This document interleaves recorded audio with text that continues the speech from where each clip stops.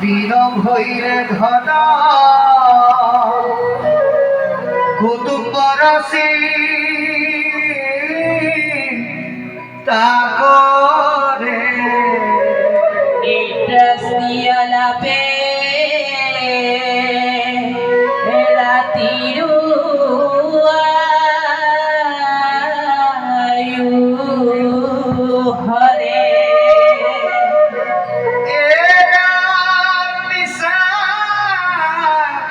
বিষয় মাত্র করে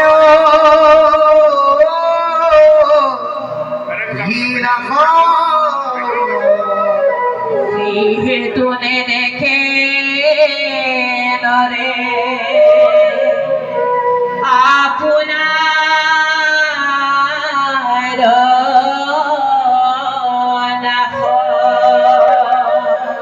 হেন জানি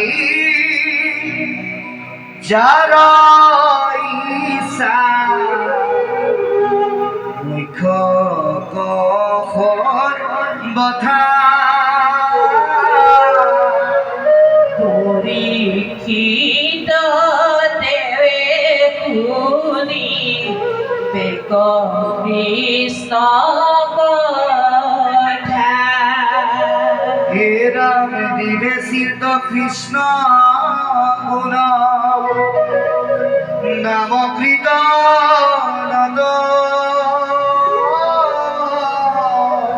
কৃষ্ণ রেখে পাদ পদ্ম স্মরিবে মন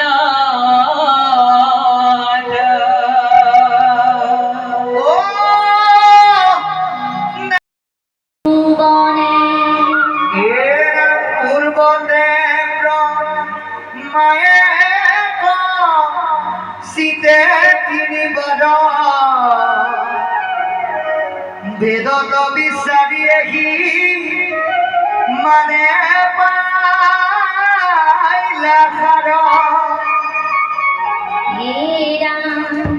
শ্রবণ কীর্তন মাত্র সুগম ভকতি অল্পতে উপজে ডুবি দত্ত প্রেমরতি এরা হেন জানি মহাযত্নে কৃষ্ণ কখর বথা শ্রবণ কীর্তন করা তেজিয়া কথা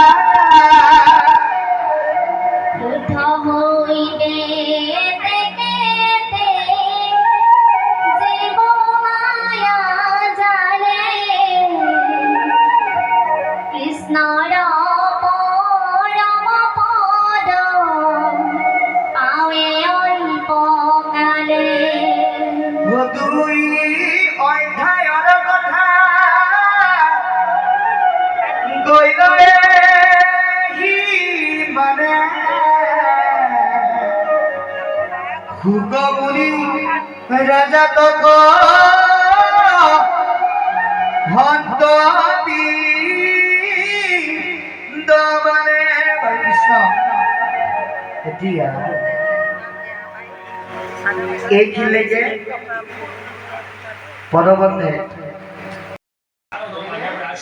সব এবাৰ আৰম্ভ কৰো।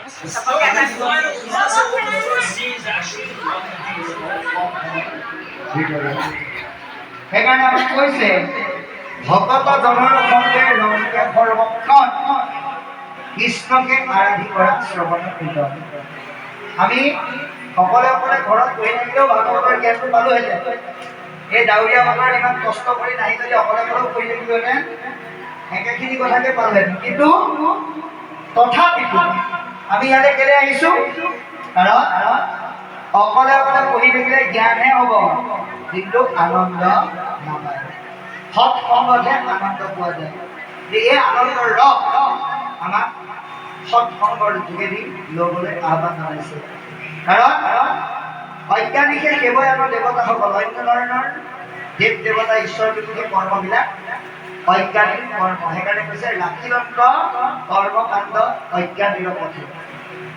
সেইকাৰণে আমি কি কৰিব লাগে? জ্ঞানী লোকৰ পৰিচয় দিবলৈ হ'লে ভগৱন্তক ভক্তি কৰিব লাগিব। এহি মানে মাত্ৰ অন্তপুৰুষৰ, এয়াই হৈছে প্ৰকৃত পুৰুষৰ পুৰুষাৰ্থ। পুৰুষ মানে মতা মানুহক বুজোৱা নাই, পুৰুষ মানে জীৱক বুজাইছে। জীৱ পুৰুষে পৰম পুৰুষৰ অৰ্থে কৰা কৰ্মক পুৰুষাৰ্থ বুলি আমাক কৈছে। গতিকে আনক কৰ্ম সবে ব্যৰ্থ হৰিবিমুখী, আৰু যদি কিবা কাম আছে চব হৰিবিমুখীয়া কৰ্ম। শুনন্তে উপদে জ্ঞান শুদ্ধ হৈ মতি ইহ পৰ লোকত সুখত বিলপতি। আমি কৃষ্ণ কথা শ্ৰৱণ কৰিলে জ্ঞান হয়, মন মুক্ত হৈ যায়। ইহকাল পৰকালৰ সুখৰ প্ৰতি আমাৰ বিৰক্তি আহে, অৰ্থাৎ বৈৰাগ্য আহে।